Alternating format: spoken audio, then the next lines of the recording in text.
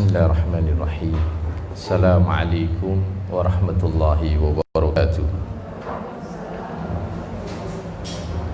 Para bunda Majelis Ta'lim Az-Zahra yang dimuliakan oleh Allah Subhanahu wa taala, marilah kita awali majelis ta'lim ini dengan membaca min ba'di ayah min suratil Quran, membaca sebagian dari ayat-ayat yang terdapat di dalam surah Al-Quran. Dan pada pagi hari ini kita melanjutkan minggu kemarin, yaitu surah An-Nisa ayat 60 sampai ayat 74. Saya ulangi, ayat 60 sampai ayat 74 surah An-Nisa Al-Juz'ul Khamis, yaitu juz yang kelima. Para bunda semuanya yang ada di rumah bisa membuka mushaf ataupun memakai aplikasi HP yang ada di aplikasi mushaf yang ada di dalam HP. Sebelum saya awali untuk membaca Al-Quran, kita membaca suratul Fatihah. Semoga apa yang kita baca, apa yang kita pelajari memberi manfaat untuk kita semuanya, dan yang paling penting kelak di yaumil qiyamah kita mendapatkan syafaat dari Al-Quran. Amin amin ya rabbal alamin. Al-Fatihah. A'udzu billahi minasyaitonir rajim. Bismillahirrahmanirrahim. Alhamdulillahirabbil alamin. Arrahmanir rahim. Maliki yaumiddin. Iyyaka na'budu wa iyyaka nasta'in. Ihdinas mustaqim. Shiratal ladzina an'amta 'alaihim ghairil maghdubi 'alaihim waladdallin. A'udzu billahi minasy syaithanir rajim. Bismillahirrahmanirrahim. Alam tara ilal ladzina yaz'umuna annahum amanu bima unzila ilaik. Alam tara ilal ladzina yaz'umuna annahum amanu bima unzila ilaik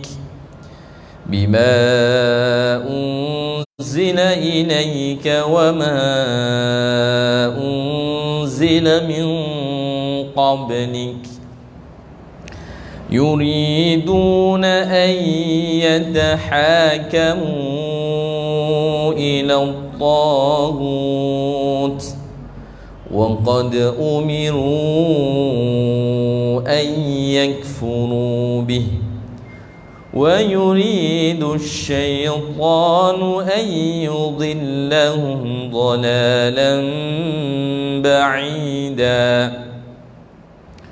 وَإِذَا قِيلَ لَهُمْ تَعَالَوْا إِلَى مَا أَنزَلَ اللَّهُ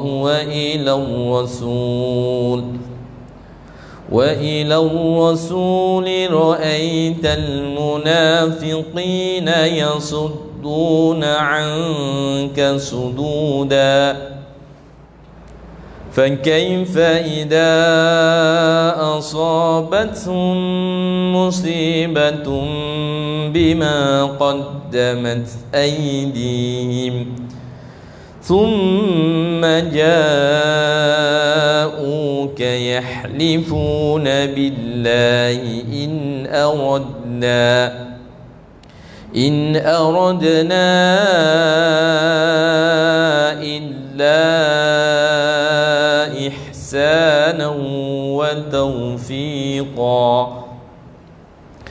أولئك الذين يعلم الله ما في قلوبهم فأعرض عنهم وإضهم وقل لهم في أنفسهم قولا بليغا وما أرسلنا من رسول إلا ليطاع بإذن الله ولو أنهم إذ ظلموا أنفسهم جاءوك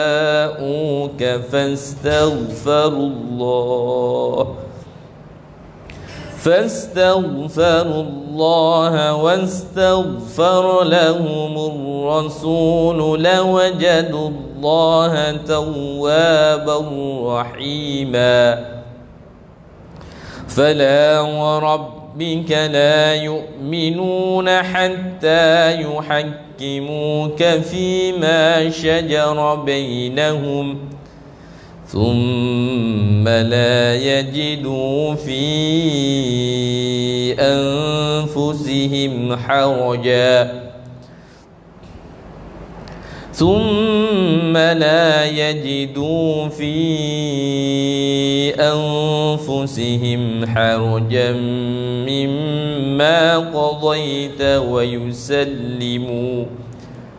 مما قضيت ويسلموا تسليما ولو أنا كتبنا عليهم أن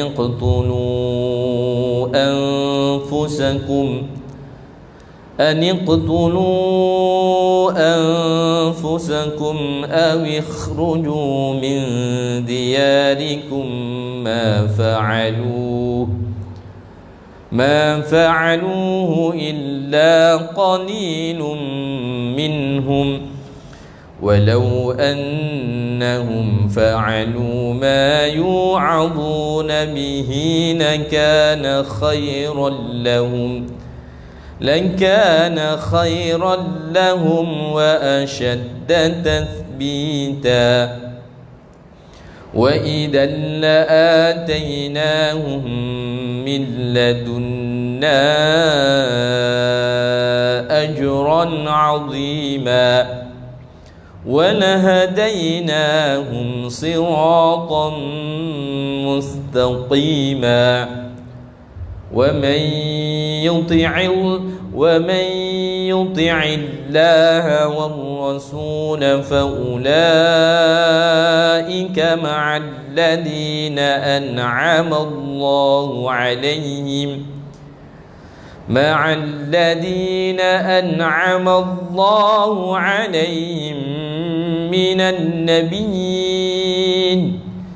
من النبيين والصديقين والشهداء والصالحين وحسن أولئك رفيقا ذلك الفضل من الله وكفى بالله عليما يا أيها الذين آمنوا خذوا حذركم فانفروا ثبات أو انفروا جميعا وإن منكم لمن ليبطئن فإن أصابتكم مصيبة قال قد أنعم الله علي إذ لم أكن معهم شهيدا ولئن أصابكم فضل من الله ليقولن كأن لم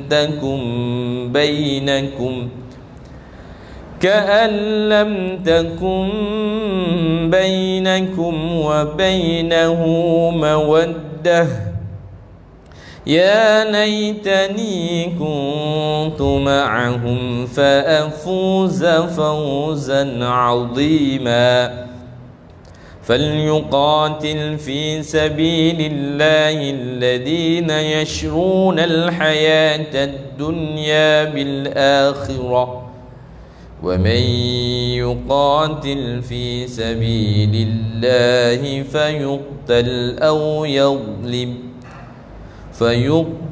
أو يغلب فسوف نؤتيه أجرا عظيما صدق الله العظيم.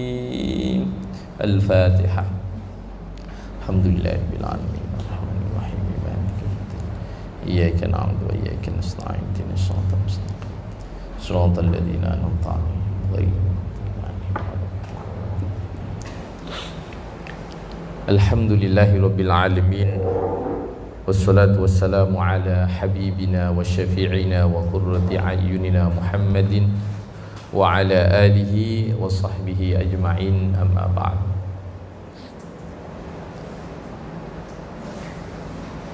Alhamdulillah, para bunda semuanya yang dimuliakan oleh Allah Subhanahu wa taala, semoga semuanya dalam kondisi sehat dan semua selalu dalam keberkahan Allah Subhanahu wa taala, dan semoga semuanya, keluarganya, saudara-saudaranya, orang tuanya, orang-orang terdekatnya, pasangannya, semuanya dijaga oleh Allah Subhanahu wa taala. Alhamdulillah, pada pagi hari ini kita akan melanjutkan pembahasan tentang hidup bersama Al-Quran, yaitu seri yang kedua berkaitan dengan khidmahmu, berkah hidupmu, atau hidupmu berkah nggih. Jadi kita akan mengupas itu, tema berkaitan tentang khidmah.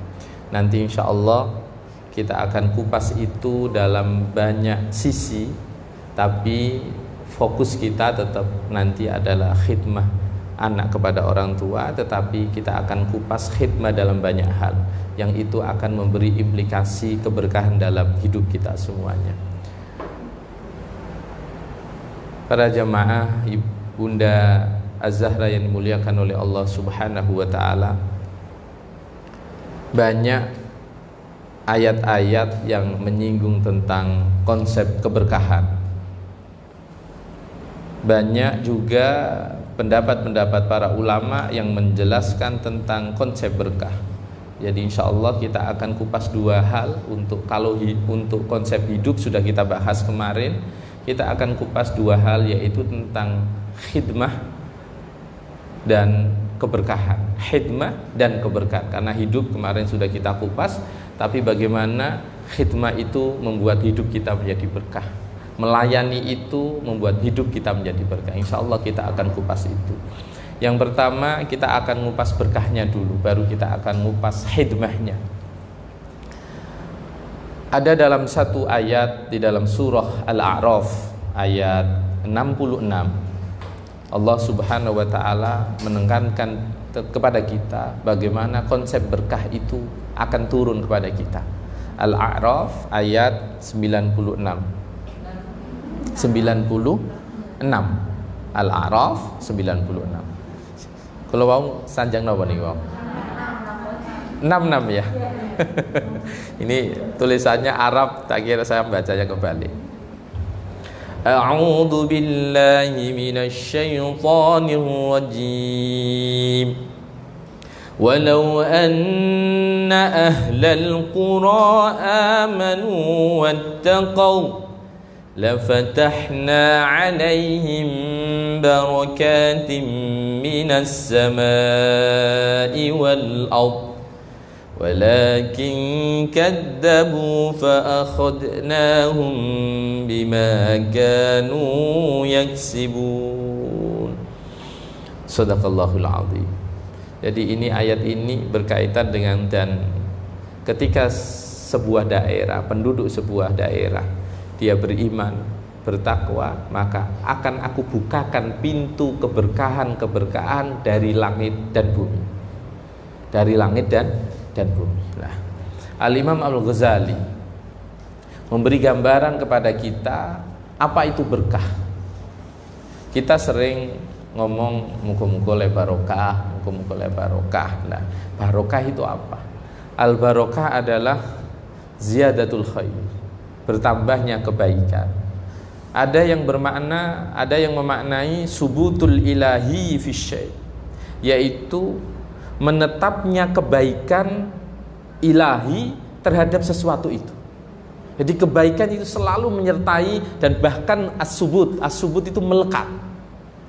Ibarat kata ini as-subut ini sudah nempel sangat kuat. As-subut al-ilahi, subutul khairil ilahi fi syai'. Jadi melekatnya sebuah kebaikan yang bersifat ilahiyah, yang itu selalu melekat pada sesuatu itu yang namanya berkah. Makanya kalau dalam hal apapun, saya yakin di sini di rumah para bunda semuanya, orang kalau berkah kira-kira mintaannya berkah apa? Kira-kira fi a'marihi, fi a'marina, di usia kita.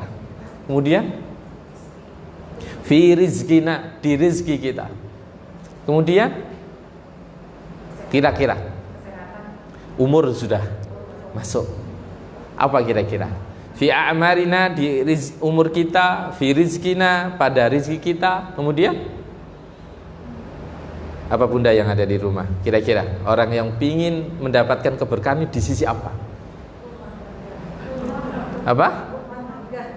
Fi usratina, untuk urusan rumah tangga kita. Oh iya, pasti itu. Orang umurnya panjang, kemudian rizkinya ada, rumah tangganya berantakan juga nggak enak semua pasti. Fi darina, di rumah kita sendiri.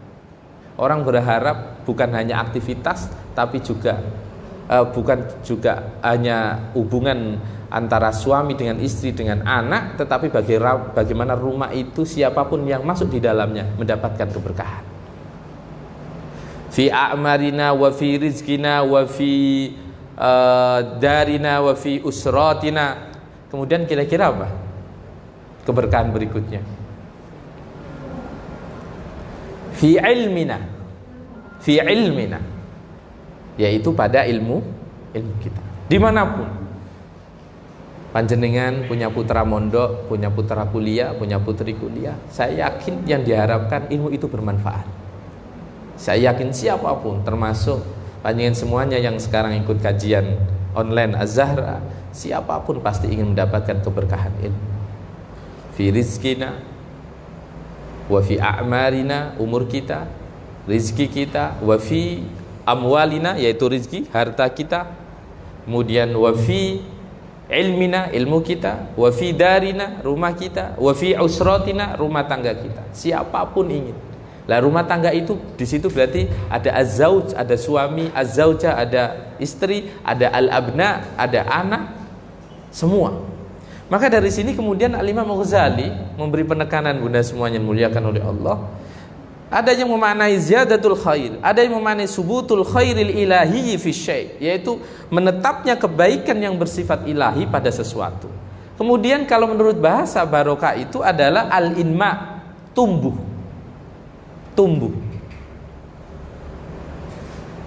Tumbuh ini berarti tumbuh yang sifatnya baik.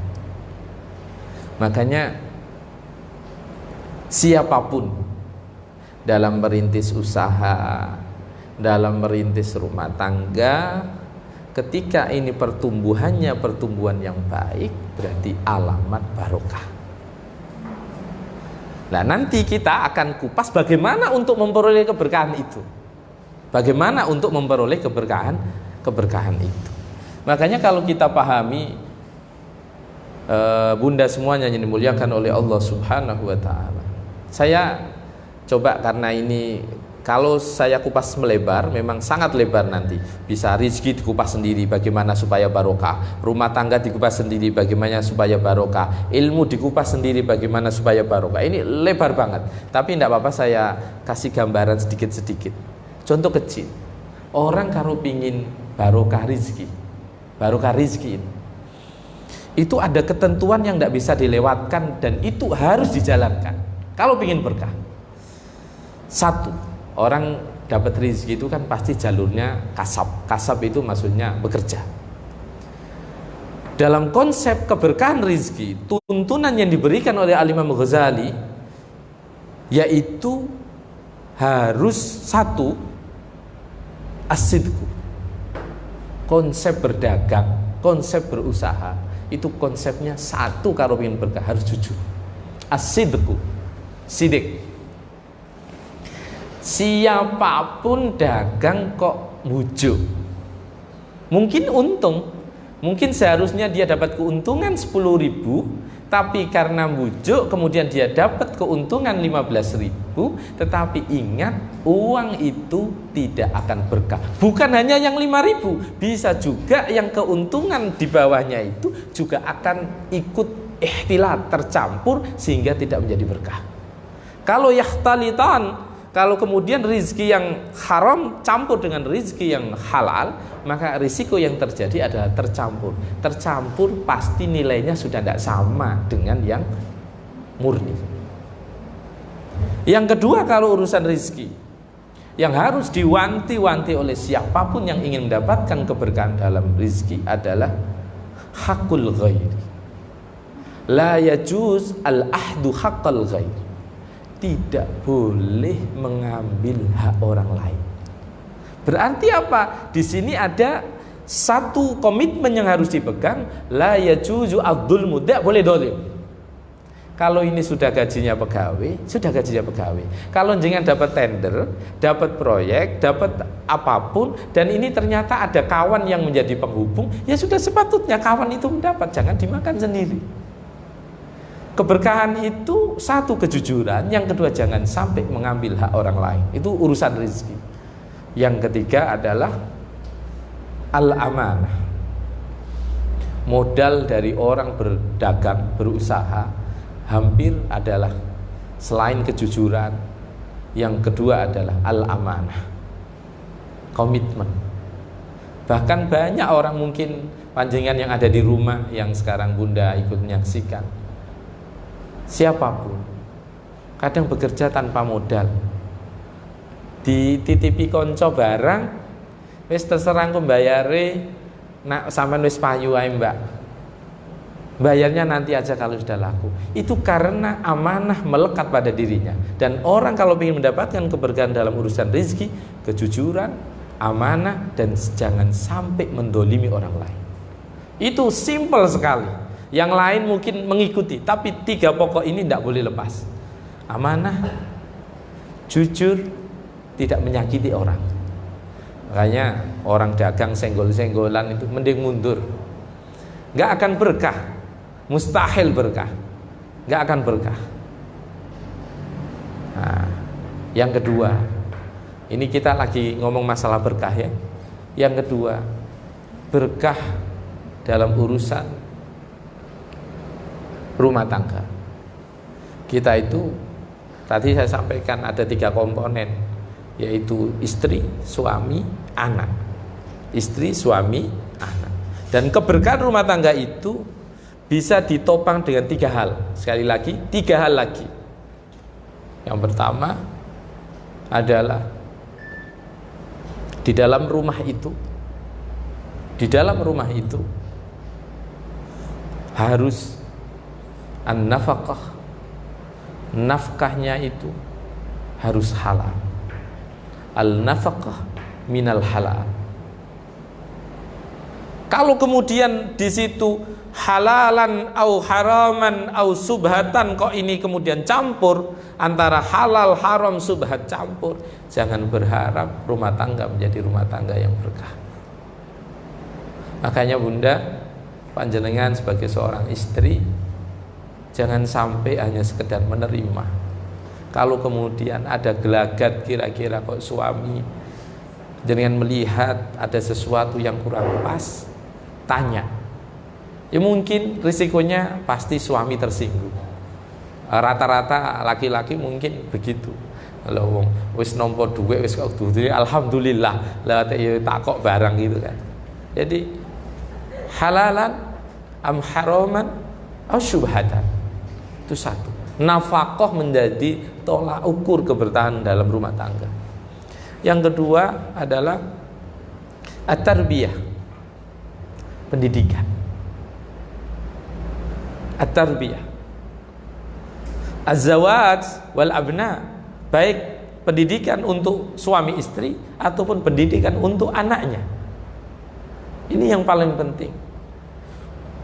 Saya itu merasakan di pondok itu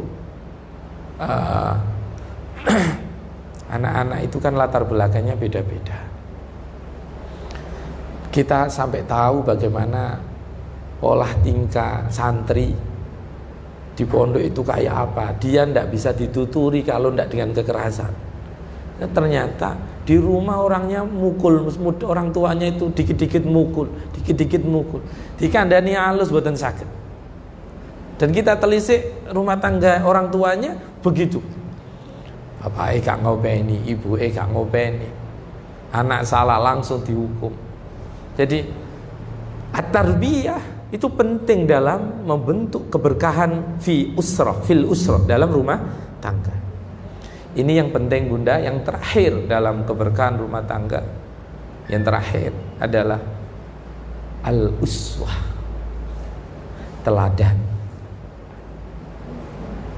Bukan al-uswah, uswatun hasanah, itulah al-uswah, hamzah sin wawu tak marbutoh, al-uswah.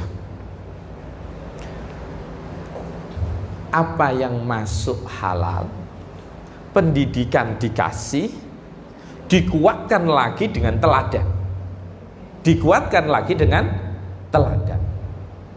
Tapi kemudian apakah kemudian orang kalau menjalankan ini pasti berkah? Allah subhanahu wa ta'ala kadang ngasih orang sudah sekuat tenaga, dia sudah menjalani ketentuan-ketentuan syariat, kemudian diuji. Lah ujian inilah kemudian aku kok diuji koyo ngene, mosok iki aku yo nafkahku enggak halal, apa aku gak didik anak, apakah aku enggak ngasih teladan, dipetani semua, dicari semua. Kalau memang ternyata itu sudah kita lakukan, maka berarti kita kembalikan kepada bahwa ini cara Allah mendidik kita, cara Allah supaya dekat dengan, secara Allah supaya kita dekat dengan Allah dengan diberi ujian urusan rumah tangga. Karena tidak ada jaminan kemudian kalau orang yang sudah dekat dengan Allah kemudian rumah tangganya lancar, itu tidak ada. Banyak para sahabat yang kemudian cerai itu juga banyak para sahabat yang kemudian hubungannya sampai akhir juga banyak. Jadi itu tidak bisa menjadi tolak ukur masalah seseorang. Yang tahu sekali lagi adalah diri kita sendiri, bukan orang lain. An-nafaqah, at-tarbiyah, al-uswah. Oke Bunda, kalau ini saya jelaskan melebar nanti ke poin pengabdian tidak terselesaikan. Keberkahan itu konsepnya. Jadi panjenengan bisa ngukur kok, mau urusan anak, mau urusan rizki, mau urusan rumah tangga. Alamat berkah itu apa? Semakin tumbuh menjadi baik, rumah tangga menjadi baik, pekerjaan menjadi baik. Itu alamat berkah. Karena al-barokah al-inma, tumbuh. Al-barokah ziyadatul khair, keberkahan itu adalah bertambahnya kebaikan. Al-barokah subutul khairil ilahi fisyai, yaitu menetapnya kebaikan al-ilahi, yaitu yang sifat ketuhanan yang melekat terus pada sesuatu itu. Maka Bunda semuanya yang dimuliakan oleh Allah subhanahu wa ta'ala. Nah sekarang yang kedua, kita akan kupas tentang khidmah. Al-khidmah, melayani. Al-khidmah itu kha, dal, mim, tak marbuto. Al-khidmah, melayani atau pelayanan, pengabdian. Makanya ini ada satu hadis Rasulullah sallallahu alaihi wasallam yang sangat menarik. Sayyidul qaum khadimuhum. Tuan dari sebuah kaum adalah mereka yang melayani. Mereka yang melayani. Ada, maka dari sini sampai Rasulullah sallallahu alaihi wasallam mengingatkan kepada kita bahwa khidmah itu merupakan cara Allah Subhanahu wa taala mendidik seseorang untuk memunculkan al-ulfah, kelembutan, al-mahabbah, kasih sayang, hamlul masyaqqah, meminggul beban kesusahan. Itu khidmah. Makanya bunda semuanya yang di rumah, yang pernah mondok, yang mungkin pernah kuliah, ada namanya pengabdian. Dulu ada KKN, ada PKL di pondok itu. Dulu ada semacam, kalau di tempat saya itu pingin jadi guru bantu di sebuah lembaga, pengabdian itu mengajarkan tentang bagaimana menumbuhkan rasa cinta, menumbuhkan rasa sayang, menumbuhkan diri menjadi kuat karena terbiasa menerima tanggungan, menerima beban. Dan itu adalah konsep khidmah.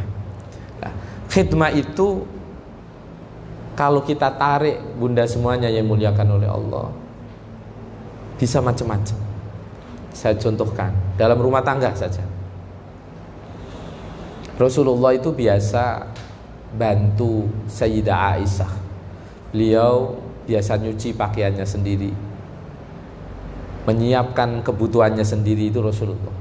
Makanya kalau ada seorang istri yang kemudian mau dan rela untuk melayani suami, menyiapkan pakaian, bahkan bukan menyiapkan, menyucikan, nyetrika, sampai apa kerja wae dicepakno, itu sudah luar biasa. Karena pada esensinya itu bukan kemudian menjadi pekerjaan seorang istri, tetapi itu menjadi tanggung jawab bersama. Itu menjadi tanggung jawab bersama. Itu titik poinnya. Nah, kemudian bunda semua yang dimuliakan oleh Allah Subhanahu wa taala, Kanjeng Nabi itu sampai beliau menyampaikan begini, khairukum khairukum li ahli wa ana khairukum li ahli. Sebaik-baik kalian adalah orang-orang yang baik terhadap keluarganya, dan aku adalah orang yang terbaik di antara kalian terhadap keluarganya. Makanya ini untuk para suami yang mungkin sekarang ada yang mengkaji, ikut di sebelahnya istrinya mungkin. Ini kita harus memahami bahwa siapapun yang mampu melayani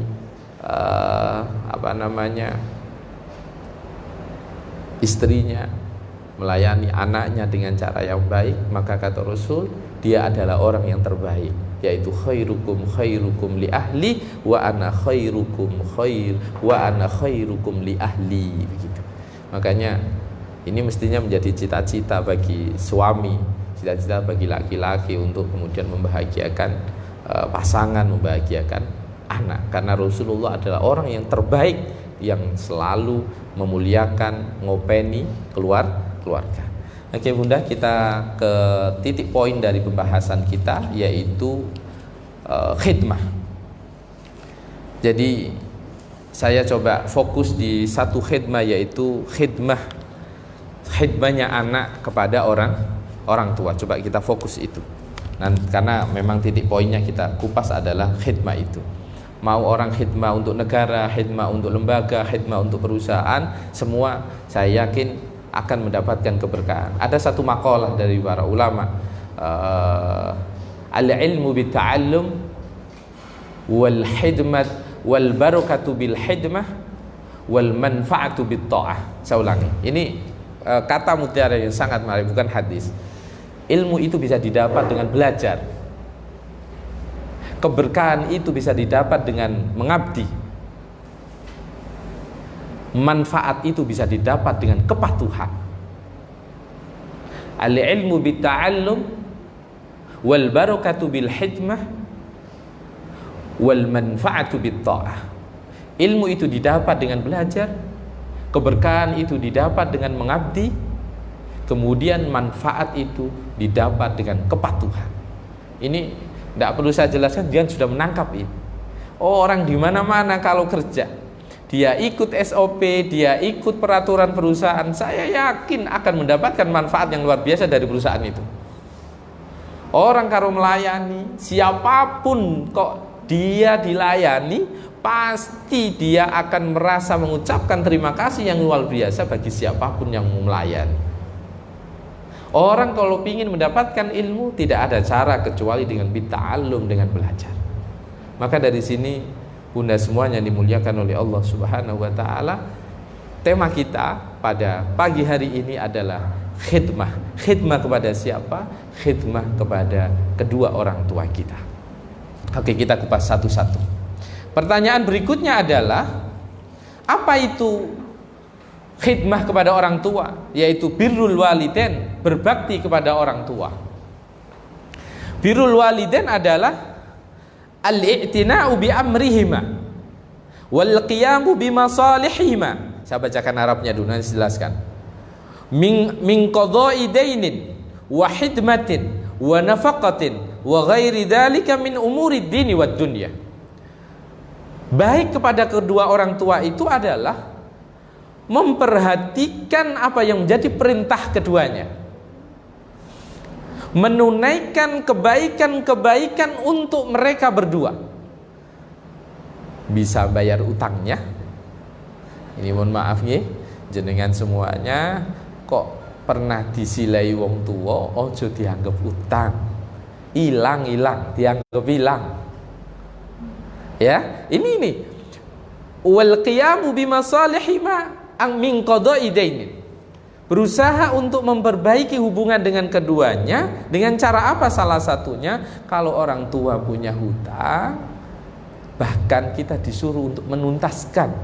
Apalagi kok hutang sama kita. Orang lain saja, orang tua punya hutang kepada orang lain, anak punya tanggung jawab untuk menyelesaikan hutang orang tua. Makanya hati-hati. Di TV kan kita beberapa kali lihat ono wong gugat wong tua ning penjara, ning polisian gara-gara urusan sepeda motor. Itu kan yang terbaru. Maka hati-hati. Bahkan ini mohon maaf, kok hutang orang tua kepada anak, hutangnya orang lain kepada orang tua, anak itu wajib angqadha'i dainin, untuk menyelesaikan hutang-hutangnya. Wahidmatin, cara berbakti kepada orang tua dengan melayani. Wa nafaqatin, dengan cara memenuhi kebutuhan sehari-harinya. Makanya ya Allah, kalau ada sampai kita ya semoga janda lah. Kalau kita sudah nikah kok isen nyusu nek wong tua, ya kebangetan. Padahal anak punya tanggung jawab untuk memberi nafkah kepada orang tua.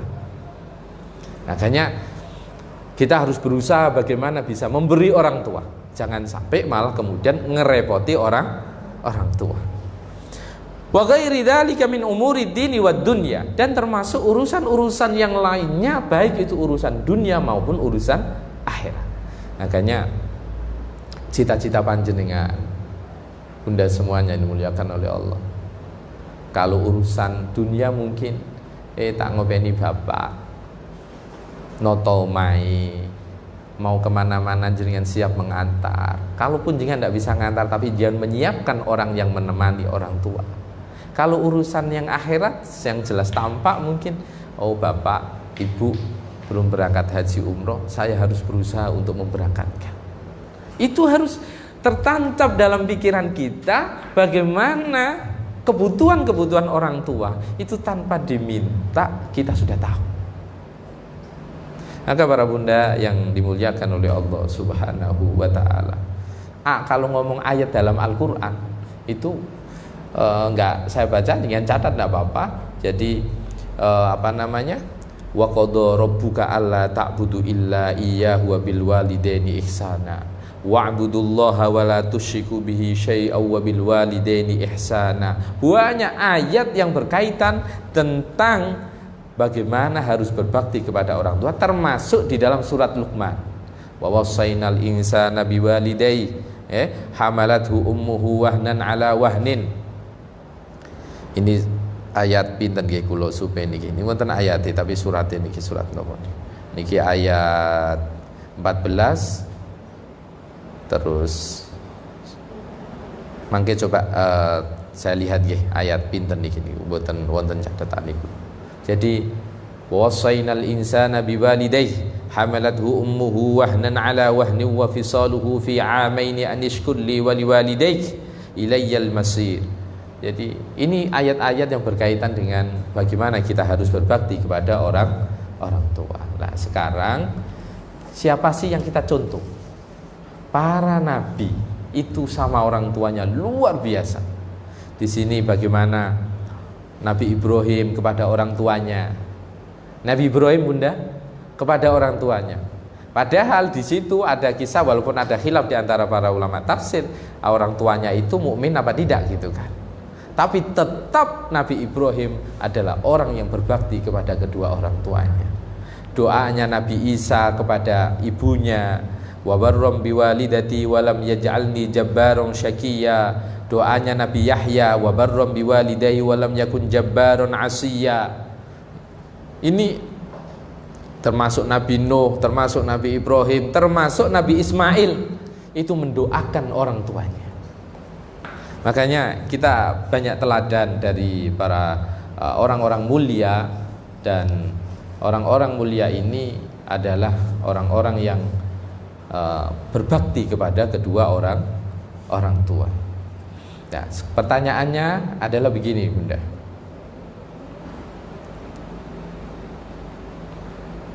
apa sih kelebihan-kelebihan orang yang berbakti kepada kedua orang tua? Apa kelebihan-kelebihan orang yang berbakti kepada orang tua? Atau al-mazaya, keutamaan-keutamaan. Yang pertama,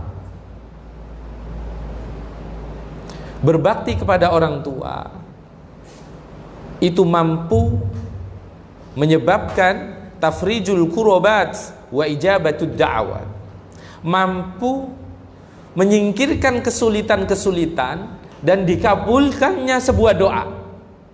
Ini menarik.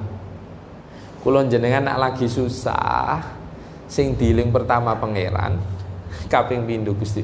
Sing diiling pertama itu Gusti Allah, kaping pindho wong tuwa.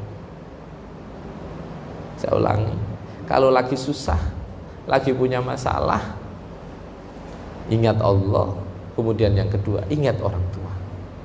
Karena orang tua itu adalah tafrijul kurabat wa ijabatud da'awat, menyebabkan kesukaran-kesukaran itu dilepaskan sama Allah dan doa-doa dikabulkan oleh Allah Subhanahu wa taala.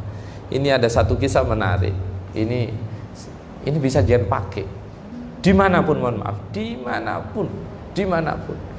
Saya pribadi kalau ada hajat apapun, itu pasti minim saya lelek ngeten tok kula. Telepon griya, Mak sampean dongake. Pak sampean dongake. Kalau orang tua bukan tempat untuk mencari solusi, tetapi minim seandainya dijak rembukan jenenge wong tua wis apa jare, tapi yang bisa dilakukan adalah meminta doanya. Nah, ada satu momen, ini insya Allah ini kisah panjenengan sering mendengar, ketika ada seseorang yang sedang melakukan perjalanan dan mereka menginap di gua, kemudian longsor, tertutup batu. Ada 3 orang yang kemudian bertawasul dengan amal-amal kebaikannya. Yang satu bertawasul dengan dia punya sepupu yang secara prinsip dia suka terhadap sepupunya dan halal dinikah, tapi dia sempat berdua di dalam sebuah rumah dan itu hampir terjadi sebuah ada keinginan untuk zina, tapi dia mampu bertahan dan itu kemudian tidak jadi. Bahkan dia sudah ngasih uang kepada wanita itu, saudaranya sendiri, kemudian itu dilepaskan. Dia kemudian berdoa, ya Allah, kalau itu amal yang aku lakukan karena Engkau, maka jadikan itu wasilah supaya gua ini menjadi terbuka. Batu satu baru kebuka. Kemudian yang 2 sampai yang 3 langsung saya potong. Yang 3 ini berkaitan dengan bakti kepada orang tua. Ini ada satu kisahnya. Beliau ini bercerita begini. Ini yang cerita Rasulullah SAW. Diriwayatkan oleh sahabat Abdullah bin Umar.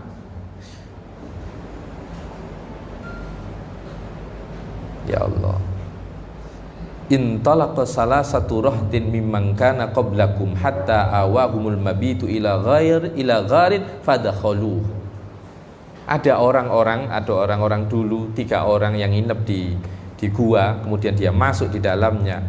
Fanhadarat sahratun minal jabal fasaddat alaihimul ghar. Kemudian ada longsor dari atas, kemudian batu-batu itu menutupi pintu gua.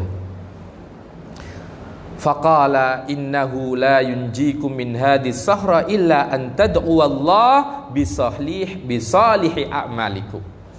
Ini ya, mereka diskusi. Awake dhewe iki watu iki enggak kira buka. Nah, awake dhewe gak minta kepada Allah dengan bertawassul dengan amal-amal kebaikan kita. Nah, 3 dari yang terakhir itu dia ngucap begini.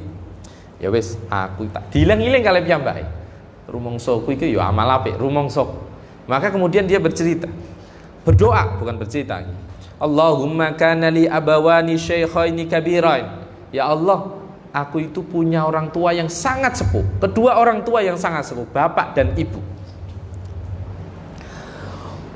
Wa kuntu la aghbiku qablahuma ahla wala mala.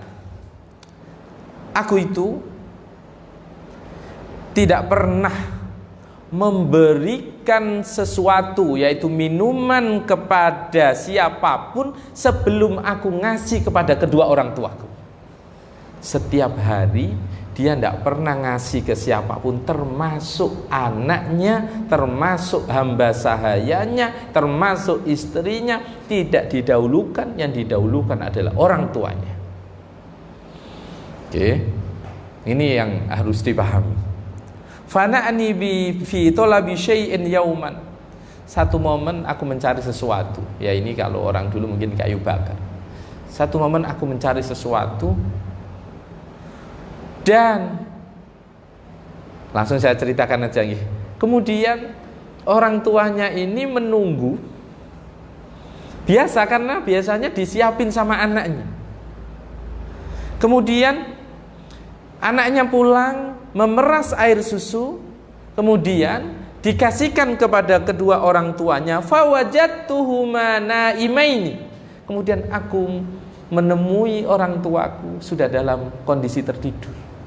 Ngenteni anake kesuwen keturun. Biasanya dicepai, tertidur. Kemudian beliau, ini anak soleh Bu. Jadi bunda semuanya anak soleh ini. Tahu orang tuanya tertidur, beliau itu tidak mau membangunkan. Ya Allah. Wa karihtu, beliau tidak mau membangunkan, sampai kemudian beliau masih memegang air susu tadi yang diperas sampai fajar, sampai orang tuanya bangun. Coba jangan bayangkan, orang yang sudah menyiapkan air susu untuk orang tuanya, karena orang tuanya tertidur pulas, tidak dibangunkan, dia menunggu berdiri sambil memegang air susu itu. Nah, awake dhewe kira-kira ya tak delem meja iku wis apik gitu. Di delem meja iku wis apik gitu ya. Kita menyiapkan kopi, menyiapkan orang tua, letakin meja udah bagus. Ini enggak. Beliau menunggui orang tuanya, siapa tahu bapak tiba-tiba bangun. Ibu tiba-tiba bangun, berdiri sampai fajar, hatta yastaiqadhahuma. Kemudian mereka terbangun, baru kemudian air susu itu fastaiqadha fasyaraba. Ya Allah. Kemudian bangun, minum air susu itu. Dan jangan tahu, kaki dari anak ini yang menyiapkan air susu itu wis digendoli anake Pak njaluk ngombe. Coba dengan bayangkan. Ini mohon maaf, untuk suami, untuk laki-laki, untuk suami, untuk istri, ini diingat-ingat. Jangan benturkan suami jenengan, jangan benturkan istri panjenengan. Kok menting wong tua sih? Anak bojo gak diopeni. Ini ada orang yang sangat mulia. Dia memeras susu, nunggu orang tuanya, bahkan berdiri di situ sampai orang tuanya bangun. kemudian sampai anaknya minta air susu itu untuk minum, tidak dikasihkan, nunggu orang tuanya. Dia sudah komitmen, pokoknya setiap pagi aku menyiapkan untuk orang tuaku sebelum siapapun termasuk keluargaku. Kemudian dia berdoa, ya Allah, apabila apa yang aku lakukan itu terhitung amal baik dan itu karena Engkau, maka jadikan wasilah supaya gua ini terbuka. Bunda, baik panjenengan, sifat baik panjenengan kepada orang tua itu bisa menjadi wasilah dalam panjenengan berdoa. Wasilah apa? Wasilah itu perantara. Perantara apa? Perantara dalam terkabulnya sebuah doa. Itu pertama. Yang kedua, jadi pertama, bakti kepada orang tua itu menghilangkan kesusahan dan kesukaran. Ada bunda, kalau punya masalah, jangan lari kemana-mana. Saya ulangi, jangan lari kemana-mana. Tengok cara kita hubungan dengan orang tua, baik apa tidak. Baik apa tidak. Saya yakin siapapun yang baik kepada orang tua, saya yakin rumah tangganya insya Allah dijaga sama Allah. Rizkinya semua dijaga. Wes satu-satu wis jenengan iso ngoco dewe-dewe. Duwe dulur 8, 10 tontok sing apik karo wong tua, insyaallah barokah. Jangan punya saudara ini yang sering ngasih orang tua, ono popo anak iku sing nanggung. Saya yakin hidupnya tambah barokah dari saudara-saudara yang lain. Percaya deh itu. Karena ini mohon maaf, urusan dengan orang tua ini berkaitan dengan karomah, berkait dengan kedudukan mulia yang dimiliki oleh orang tua. Bahkan orang tua itu walau kana kafiron, tetap dia mulia di hadapan Allah antara anak dengan orang tua. Wala kafir pun dia mendapatkan kedudukan yang mulia karena statusnya sebagai orang tua. Karena statusnya sebagai orang tua. Yang kedua, berbakti kepada kedua orang tua, melayani orang tua, itu mampu meluaskan rezeki seseorang dan mampu memanjangkan umur seseorang. Kenapa kok bisa? Iya, silaturahmi itu disuruh untuk kemudian menyambung dengan siapapun. Kawan saja disuruh nyambung, saudara saja disuruh nyambung, apalagi orang. Maka kalau ngomong prioritas, orang pertama yang harus disambung ikatannya kuat dan itu supaya terus terikat adalah kedua orang tua. Makanya kula jenengan harus memahami ini, bahwa tak contoh nih gitu. Sempatkan mulai sekarang. Kalau yang sudah alhamdulillah, tingkatkan lebih baik. Sempatkan mulai sekarang. Jangan sampai, kalau jenengan ini jauh dengan orang tua, mungkin kalau orang kota ini, orang Surabaya, orang Sidoarjo, rata-rata kan perantauan, bukan asli orang sini rata-rata. Itu kalau jenengan jauh, buatlah komitmen dengan suami. Buatlah komitmen dengan suami. Pak, oke tiap bulan aku nyisin duit kanggo wong tua. Walau wong tuaku sugih, ndak sugih, sisihkan. Ndak harus melulu uang. Kalau orang tua sudah punya kekayaan, maka bisa memberi cara yang lain. Dan jenengan lebih tahu saya harus ngasih apa ke orang tua. Sisihkan terus. Insya Allah ndak enek ceritane rezeki seret. Jari kula rumus kula pribadi, gak enek tuntunan itu. Rumus kula mustahil rezeki seret. Barokah. Hanya ini pumpung kita lagi ngaji tema ini. Jenengan sudah menjadi ibu-ibu semua, sudah punya anak, apalagi mungkin ada yang mau punya mantu. Kalau tak lihat di sini atau bunda semua yang ada di rumah yang mungkin sudah punya mantu, ini dipegang hadis Rasulullah SAW berkaitan dengan orang tua. Pegang ini. Kalau jenengan pingin hubungan anak dengan jenengan saya, Rasulullah sudah kasih tips. Apa itu beliau menyampaikan? Qala Rasulullah sallallahu alaihi wasallam, hadis ini diriwayatkan oleh sahabat Abdullah ibnu Umar, barru abakum tabarrukum abnaukum wa'ifu ta'ifu nisaukum. Yang artinya, berbaktilah kalian kepada orang tua kalian, maka niscaya anak-anak kalian akan berbakti kepada kalian. Bunda, kalau pingin panjenengan anak-anak berbakti, nonton si awake dewi.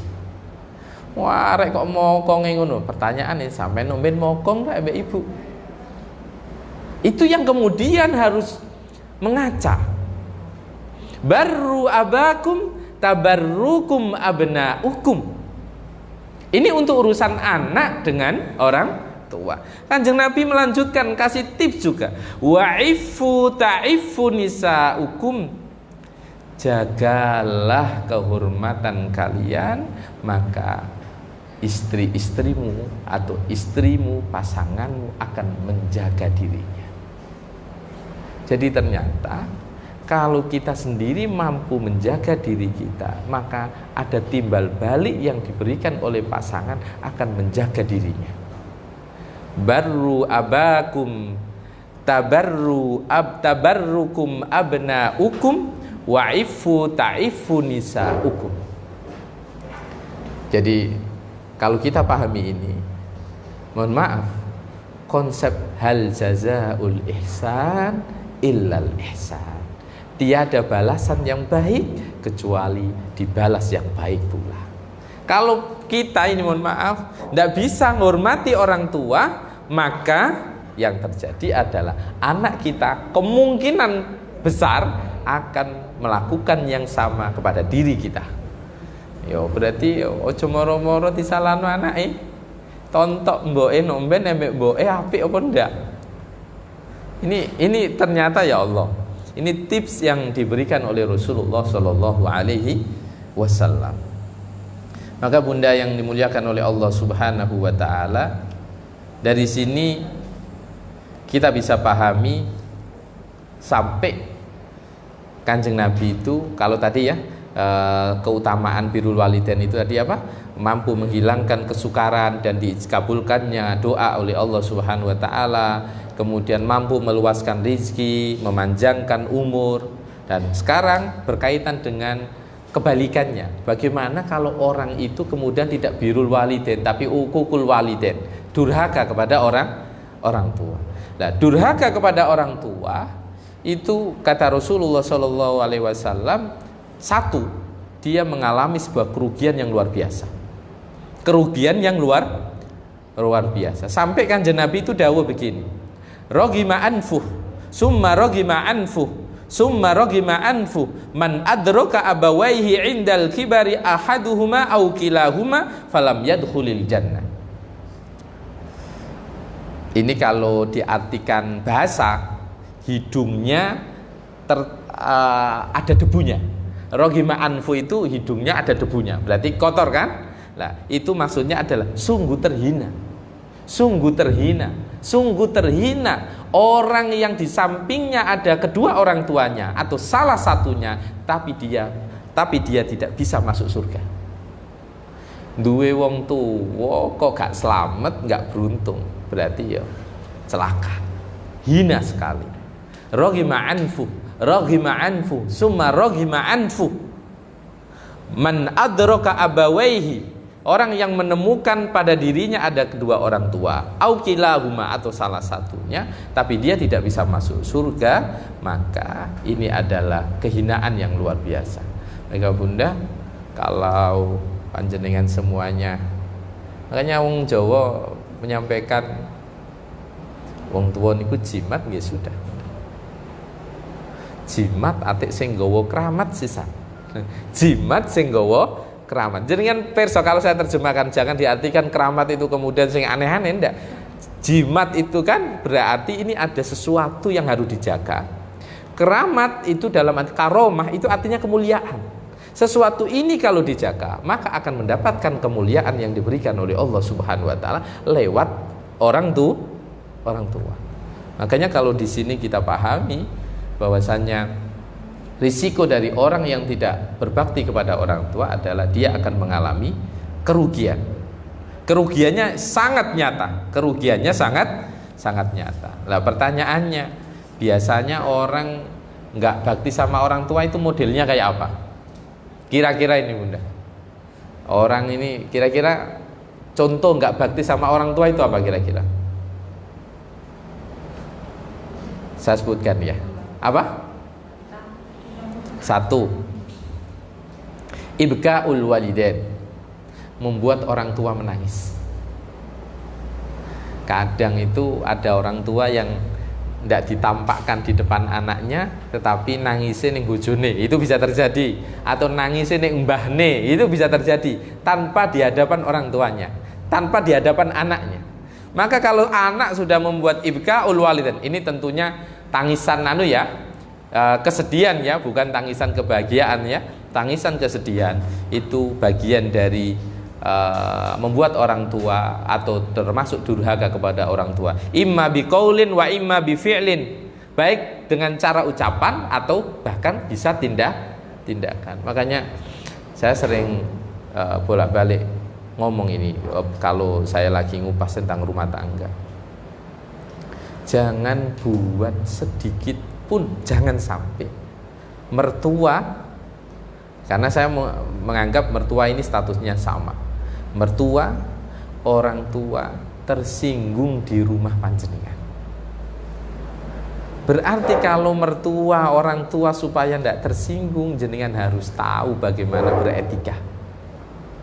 Ini kadang ada kan embek bojo api, tapi embek moro tua gak api.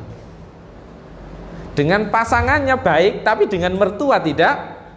Alasan apapun tidak dibenarkan. Saya ulangi, alasan apapun tidak dibenarkan. Maka Bunda semuanya dimuliakan oleh Allah Subhanahu wa taala. Yang pertama, membuat orang tua nangis itu adalah salah satu bagian dari uququl walidain. Yang kedua, membentaknya. Bentak kasar nih. Tidak terasa ya 10.44 sudah.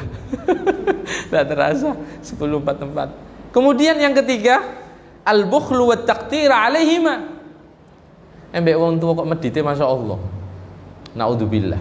Itu bagian dari uququl walidain, bagian dari tidak berbakti kepada orang.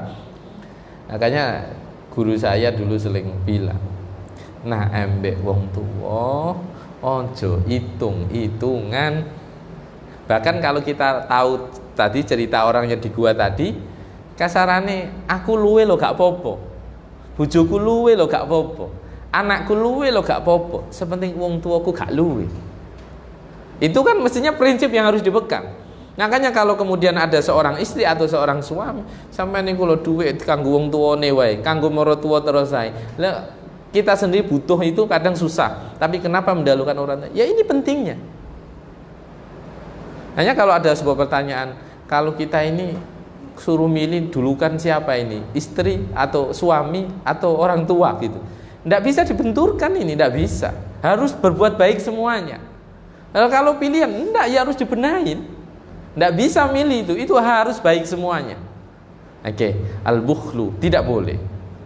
Maka dari sini pertanyaan, kemudian timbul pertanyaan, bagaimana kalau orang tua kita sudah tidak ada? Ya kan? Apa? Sudah mau jadi pertanyaan? Bagaimana kalau orang tua sudah tidak ada? Cara birrul walidain seperti apa? Para ulama sudah kasih tuh cara tahapan bagaimana tetap bisa birrul walidain. Yang pertama di sini disebutkan, cara berbakti kepada orang tua walaupun orang tuanya sudah meninggal dunia. Salah satunya adalah ayyakunal waladu salihan fi nafsih. Dia secara personal berusaha menjadi anak yang baik.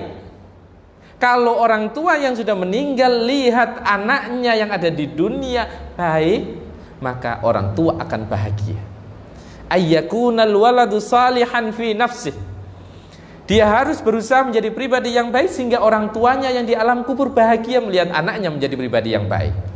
Kalau kemudian coba anaknya mursal, nakal luar biasa, orang tuanya yang ada menangis di kubur. Yang kedua, kasratud du'a wal istighfaru lahuma. Kasratul istighfari wad du'a lahuma. Memperbanyak doa dan istighfar untuk kedua orang tuanya. Ini cara birrul walidain ba'dal maut, yaitu setelah kematian, yaitu setelah orang tua mati. Maka memperbanyak doa, meminta ampun, termasuk menjadi pribadi yang baik. Yang ketiga, silaturrahmil lati la tusilu illa bihima.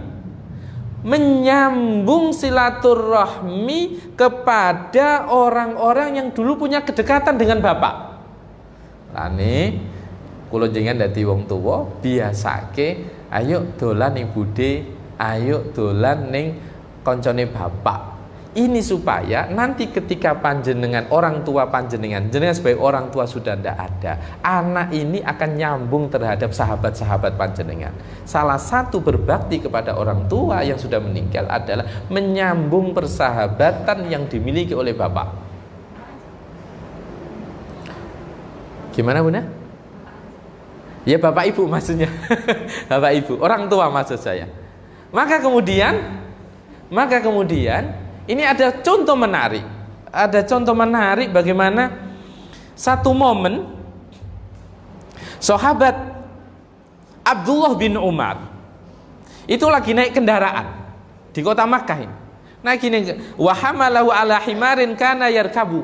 Beliau ini lagi naik kendaraan dan kemudian beliau ini ketemu sama orang. Orang ini, Bunda,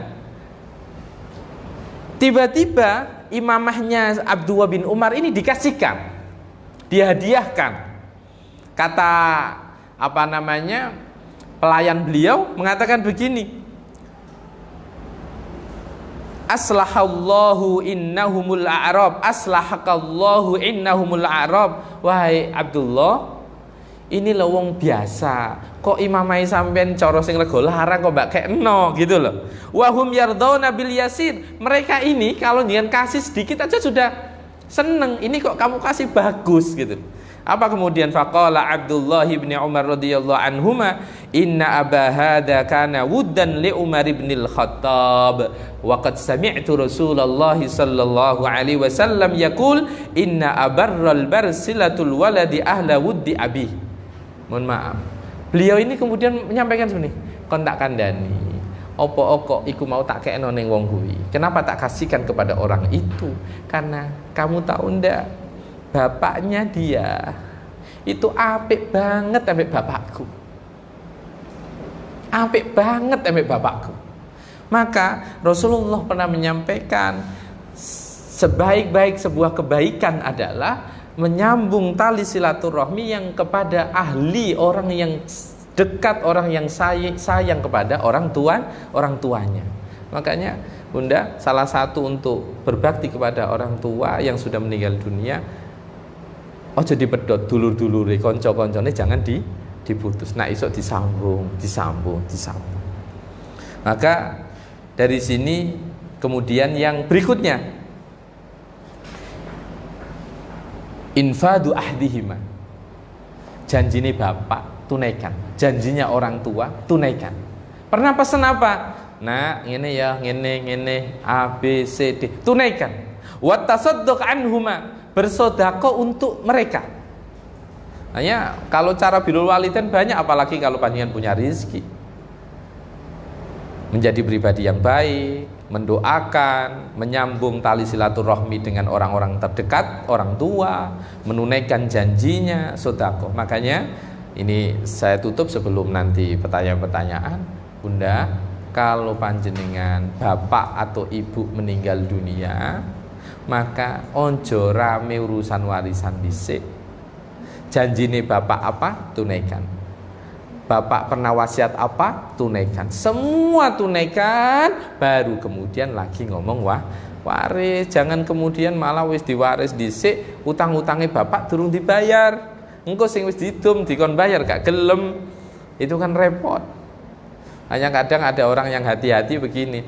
Wes ya nduk sing dibagi iki dhuwit iki kabeh wae donya iki sing sitok ojo engko kanggo ngrumati aku. Mungkin yang ada yang pingin di holi ada apa, atau mungkin ndak iki tanggo masjid. Ini biar terus jadi amalku, biar ini untuk sedekah masjid. Umpama punya rumah, kemudian rumah ini dikontrakkan, hasil kontrakannya untuk operasional masjid. Ini jangan diwaris. Itu bisa terjadi. Karena orang tua juga punya hak untuk anaknya pinter kabeh, anak ketepaan gak pinter kabeh. Iya kalau anaknya loman semua, kalau hanya 1-2, maka dari sini bisa kita pahami berbakti kepada orang tua, mengabdi itu adalah salah satu cara, sekali lagi salah satu cara untuk hidup menjadi berkah.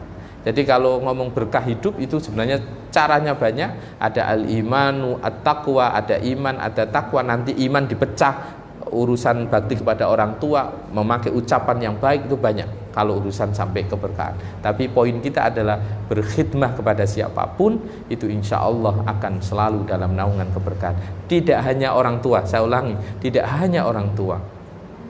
Khidmah panjenengan di sebuah institusi pendidikan, khidmah panjenengan di salah satu perusahaan, khidmah panjenengan kepada siapapun, saya yakin akan mendapatkan keberkahan dari Allah Subhanahu wa taala. Insyaallah itu Bunda yang dapat kami sampaikan. Kita lanjutkan dengan pertanyaan-pertanyaan. Silakan Bunda.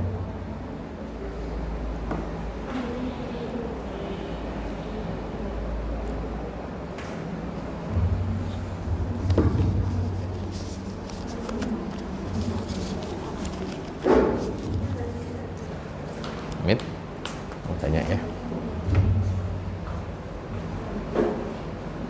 Oke. Yang pertama, bagaimana mengetahui tolak ukur keberkahan yang didapat pada bulan Ramadan? Yang pertama, walaupun Ramadan ini lagi kelewat toh, Ramadannya baru terlewat. Jadi orang yang ingin mengetahui keberkahan ini tidak hanya Ramadan.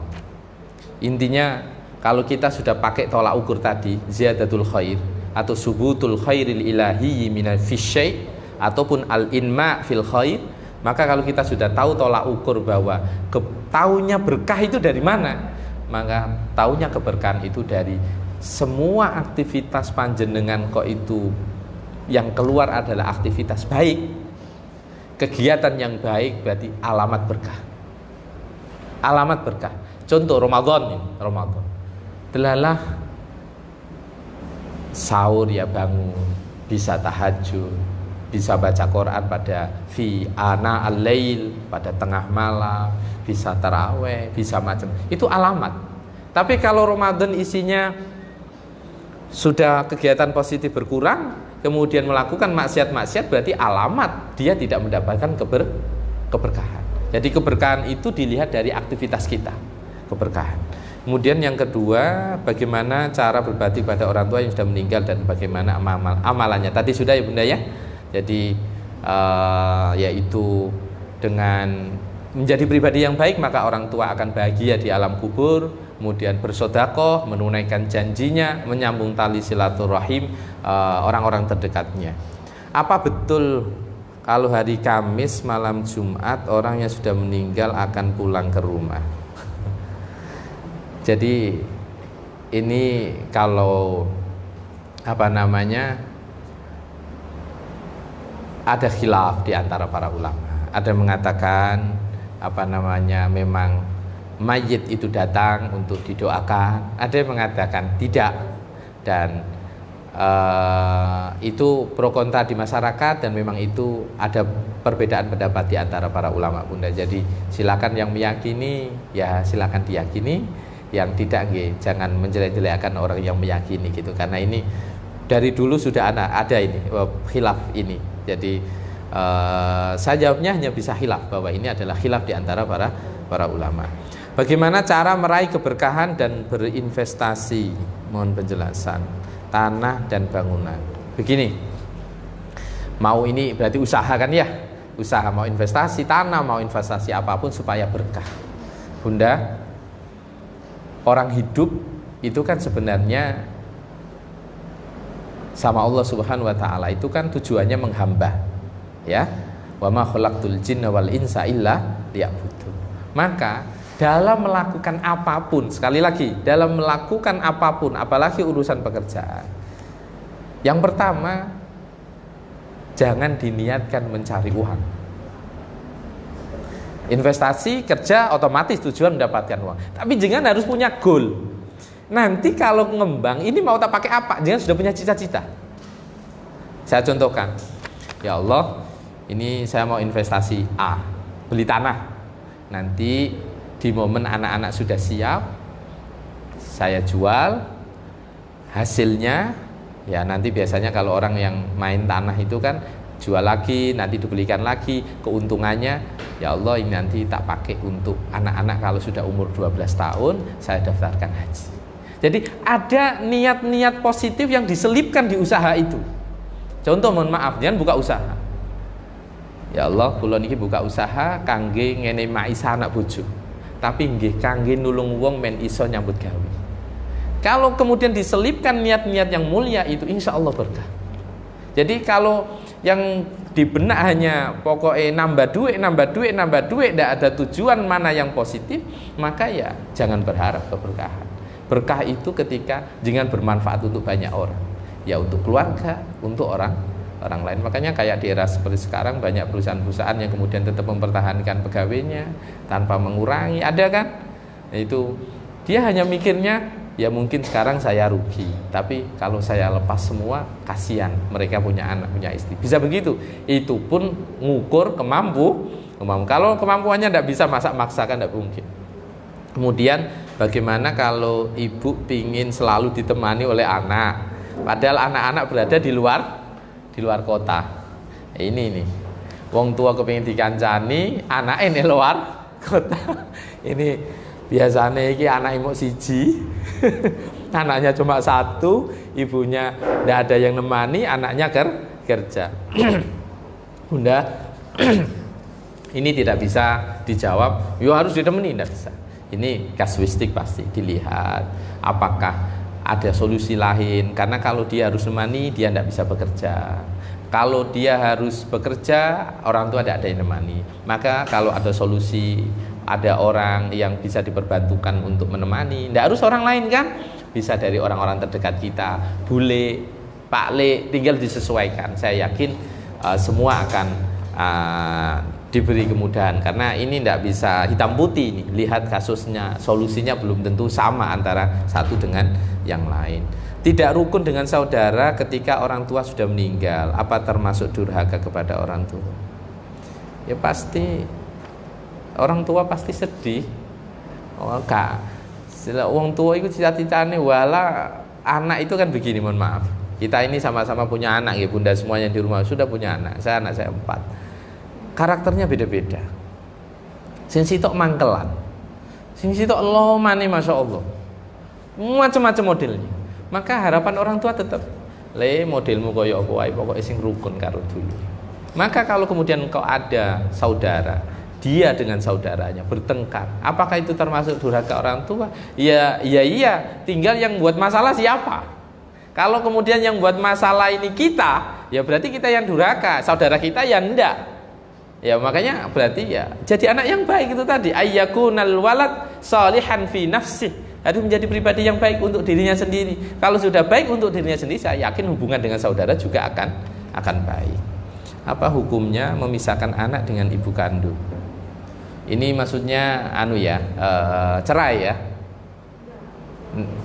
suami istri terus anaknya dipisah dengan ibunya. Ya kan case-case ini modelnya bisa macam-macam. Contoh ini ada orang nikah, pisah, nanti anaknya ikut bapaknya. Ini kan memisahkan dengan ibu, ya kan? Bisa juga ndak bisa, bisa aja ndak bisa, tapi karena mungkin anak merasa ndak cocok, sudah besar, nggak cocok sama orang tuanya sendiri, kemudian pisah. Intinya begini, problem apapun, mohon maaf, problem apapun, kita ini kan apalagi nak awor mbek wong tuwa nggih, awor wong tuwa, awor mertua, cekcok itu pasti ada. Kadang yo wong tuwa niku yo mangkelno yo ono gitu kan. Itu bisa terjadi karena hidup itu biasa. Tetapi sekali lagi ada yang harus direm untuk kita sebagai anak. Sak bener-bener anak tetap nak musuhi wong tua pasti salah. Sudah, itu rumus itu harus dipakai. Sak bener-bener anak kalau musuhi orang tua tetap salah. Karena kondisi apapun, seburuk apapun orang tua, tetap harus berbakti kepada orang tua. Mentoknya bagaimana Pak Ustadz? Mentoknya diam itu lebih baik. Diam itu lebih baik. Dan mohon maaf, orang rumah tangga ini jenengan punya kaki satu, kaki dua kan, jenengan sendiri sama suami. Biasanya kadang cekcok ke anak ambek wong tua gara-gara mantu. Ya kan, bisa terjadi seperti itu kan. Bahkan kadang yang cekcok tuh anak sama orang tua, saya ngerem mantu, itu juga bisa. Jangan delalah di bojo sabar, jangan ngamuan pamane. Atau dibalik, bojo jangan ngamuan, jangan sabar. Ya harus bisa sama-sama ngerem.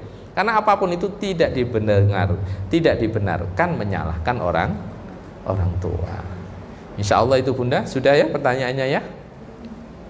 Ini kok jam 11 ya. Saya padahal saya nulis syair untuk ini. Enggak apa-apa. Tapi saya tidak hafal masalahnya. Bentar ya. Saya nulis syair. Bentar. Semoga aja saya hafal. Ada pertanyaan? Enggak apa-apa. Silakan. Bawa sini. Gimana Bunda?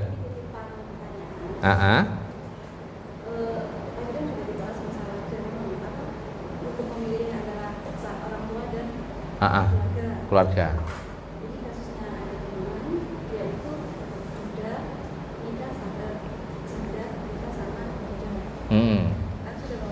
Iya, benar. Terus untuk ini masalah biaya belanja. Istri itu bercanda, hanya uangnya itu. Tapi dia mantan istri, anak-anaknya. Ya karena ada anaknya. Tapi kalau mereka kurang, minta lagi. Kasih. Terus orang tuanya pun bentuknya itu juga itu dikasih. Tapi nanti kalau dia orang tuanya dan saudara-saudaranya, itu kalau mereka sudah dikasih, minta lagi. Iya. Dengan istrinya sendiri. Dia itu misalnya kalau beli air mineral galon, sedangkan istrinya masih mandi. Itu suaminya itu mengeluarkan uang, itu dianggap ke istrinya. Beli air mineral galon, sedangkan istrinya itu masih mandi. Kan biasanya bayar istrinya. Istrinya ini masih mandi. Nah, nanti kalau istrinya keluar, ayo utang aku bayar lagi. Itu masalah uang yang kecil. Ya, tapi kalau misalnya keperluan anaknya minta beli laptop ya apa itu dianggap utang istrinya. Utang istrinya. Tapi kalau misalnya orang tuanya, saudaranya, terus anak-anaknya dari sana, dia benar-benar nganggap. Karena rumahnya sendiri itu pun rumahnya istrinya. Diberi orang tuanya. Rumahnya itu sampai sebelum minta dari istrinya itu nggak dibantuin.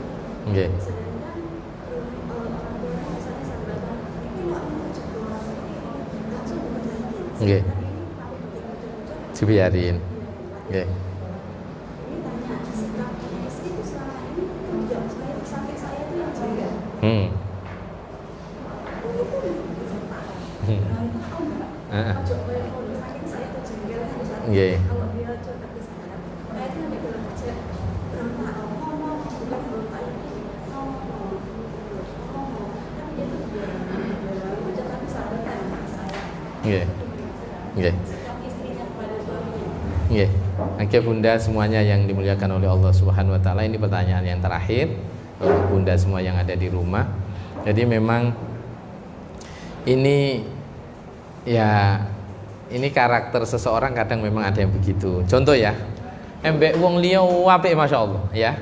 Entah itu sama saudara, entah sama orang tua, ya bukan orang lain sebenarnya ini ya, atau siapapun lah. Pokoknya baik embek wong sak pole, tapi pas embek bojo gak uang itu seret lah gitu ya istilahnya, uang itu seret. Bagaimana sikap gitu, sikap seorang istri menghadapi suami seperti ini. Jadi begini Bunda, Ini kan saya mendengar dari satu versi, yaitu istri yang mengeluh gitu kan. Ya, kita tidak tahu versi suami kenapa kok sampai bersikap seperti itu begitu. Apakah dia sudah menyiapkan uang yang memang untuk kebutuhan sehari-hari sehingga sampai kalau ada keperluan di luar itu dianggap hutang begitu. Jadi begini, sikap yang bisa dilakukan adalah dengan karena ini apapun ya Bu, posisinya itu sebagai seorang istri, dan yang ditolong juga saudaranya sendiri, termasuk apalagi orang tua. Kalau orang tua tidak usah dibahas.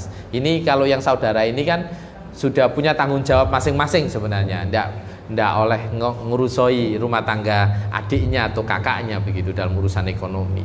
Tetapi begini, yang bisa dilakukan oleh seorang istri salah satunya adalah berdoa kepada Allah Subhanahu wa taala untuk hati suami ini diluluhkan.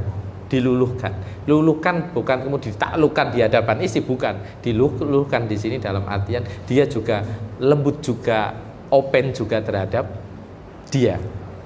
Yang kedua yang bisa dilakukan, saya selalu menyampaikan ini untuk siapapun yang baru ngerintis rumah tangga.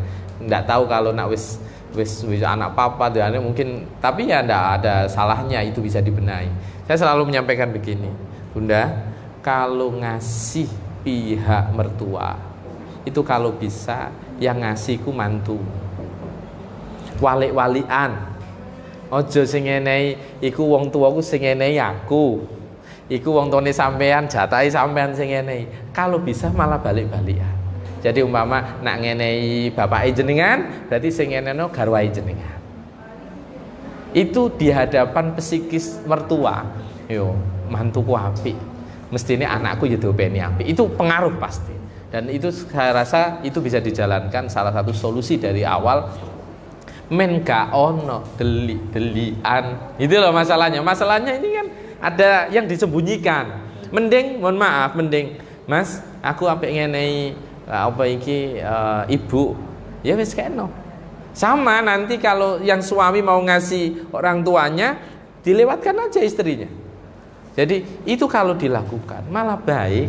Dan bahkan kalau mau nolong, memang begini, tidak semua harus dibuka sebenarnya. Saya contoh, karena kalau langsung dibuka semua sebagai seorang suami ya Bunda, atau sebagai seorang istri, kalau ngasih orang itu ndak harus semua di izin. Saya yakin tidak ada semua, karena bisa jadi bumerang juga.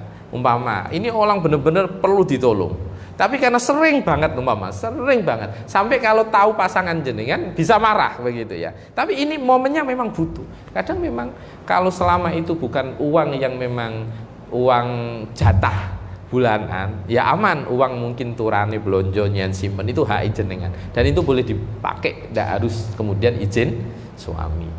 Nah, yang izin itu kan kemudian yang sifatnya di luar. Nah, sikap tadi untuk istri yang seperti itu bagaimana? Berdoa. Yang kedua adalah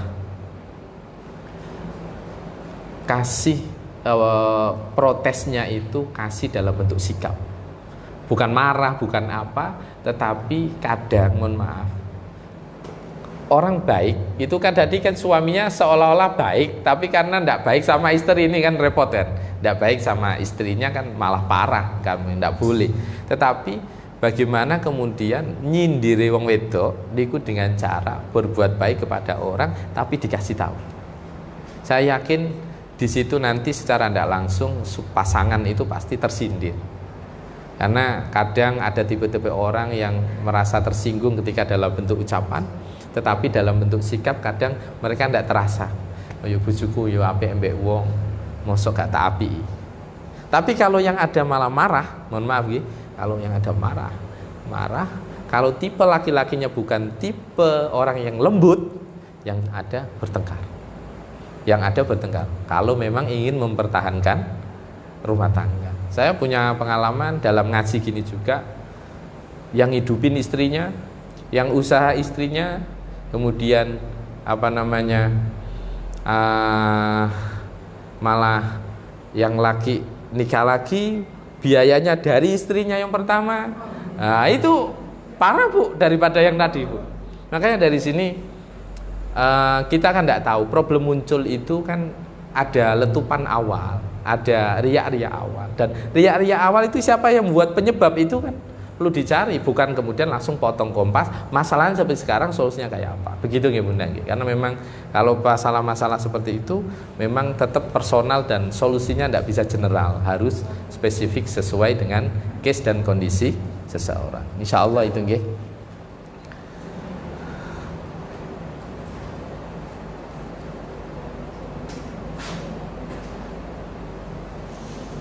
Kula kok pun lali lagune kula niki. Aku wis buka teke, lagune lali kula. Selawatane lagune lali. Coba ya, coba apa ya?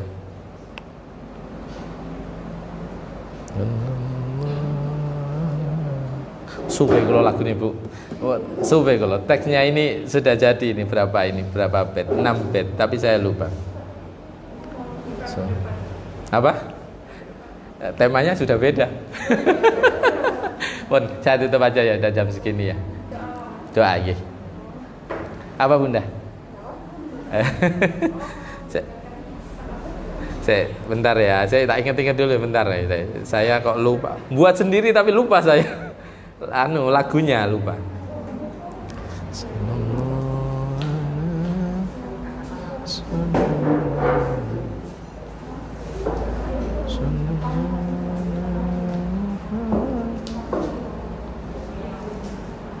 Supaya kula sepunten nggih. Dalam boten niki anyar, Bu. Oh, kalau itu hafal saya. Kalau itu hafal. Nah, ini selawatan baru khusus masalah bakti kepada orang tua. Nah, ini nanti tak kirimi lah. Cuma pas inget tak kirimi nanti dah di grup, biar di grup. Saya lupa, lagunya lupa. Engko nak tak paksa baca jelek malah. Oke, kita berdoa. Apa?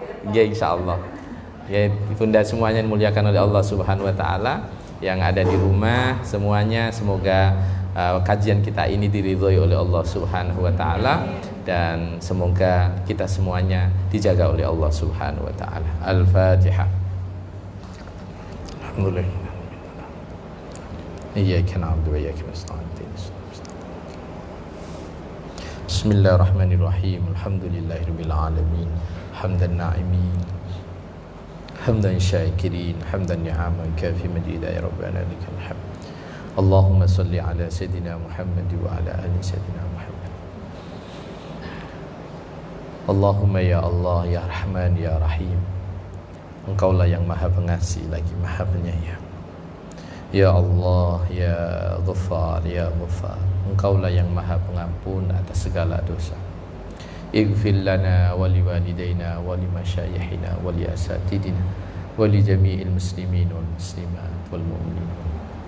Ya Allah ya Rahman ya Rahim, ya Allah Engkau yang maha pengampun atas segala dosa. Ampunilah dosa-dosa kami ya Allah, dosa kedua orang tua kami.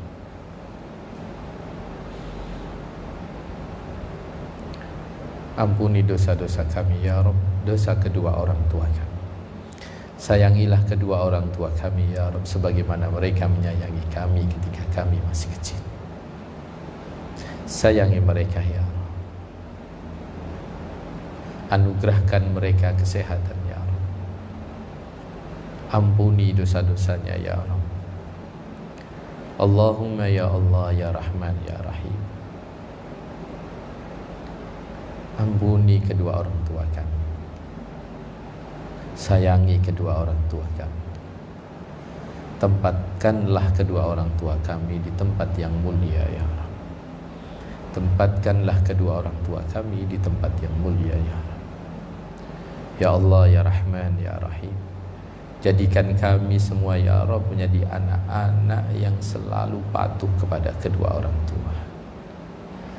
Jadikan kami ya Rabb anak-anak yang selalu patuh kepada kedua orang tua kami ya Rabb. Allahumma ya Rabb, berikan kami kesempatan untuk bisa berbakti kepada orang tua kami. Berikan kami kesempatan untuk bisa mengabdi kepada orang tua kami. Berikan kami kesempatan ya Rabb untuk bisa membahagiakan kedua orang tua kami. Allahumma ya Rabb, Allahumma ya Rabb, Allahumma ya Rabb. Anugerahkan untuk kedua orang tua kami ya Rabb kesehatan. Anugerahkan kepada orang tua kami ya Rabb kekuatan untuk selalu dekat kepada Engkau. Apabila orang tua yang sudah meninggal dunia, ya Rabb tempatkanlah di tempat yang mulia. Terangilah tempat istirahatnya ya Rabb. Allahumma ya muqallibal qulub sabbit qalbi ala dini. Allahumma ya Allah, Allahumma ya Allah, jadikan hidup kami hidup penuh keberkahan ya Rabb. Jadikan hidup kami hidup yang penuh keridhaan dari Engkau ya Rabb. Jadikan kami anak-anak yang selalu patuh dan mampu membahagiakan kedua orang tua kami, baik di dunia maupun di akhirat. Ya muhawwilal ahwal, hawwil ahwalana ila ahsanil ahwal. Allahumma ya Rabb, takdirkan kami semua ya Rabb bagi orang tuanya yang masih hidup. Takdirkan kami semua ya Rabb mampu menemani kedua orang tua kami ke tanah suci, berangkat bersama, bisa bersama di tanah suci bersama kedua orang tua kami. Allahumma ya Rabb, mudahkan kami, anak-anak kami, kedua orang tua kami, saudara-saudara kami bisa berangkat ke tanah suci untuk menunaikan ibadah haji. Allahumma ya Rabb, Allahumma ya Rabb, lakal hamdu wa ilaikal mushtaka wa antal musta'an, wa la hawla wa la quwwata illa billahil aliyyil azim. Hanya kepada Engkau kami memuji, hanya kepada Engkau kami bergantung, hanya kepada Engkau kami berharap ya Rabb. Mudahkan segala urusan kami, baik urusan kami dunia maupun akhirat. Rabbana atina fid dunya hasanah wa fil akhirati hasanah wa qina adzabannar. Anugerahkan kehidupan dunia kami kehidupan yang baik, anugerahkan kehidupan akhirat kami kehidupan yang baik, dan takdirkan kami semua ya Rabb ketika meninggal dalam kondisi husnul khatimah, husnul khatimah, husnul khatimah. Wa sallallahu ala nabiyyina Muhammad wa ala alihi wa sahbihi wa baraka wa sallam. Walhamdulillahi rabbil alamin. Al-Fatihah.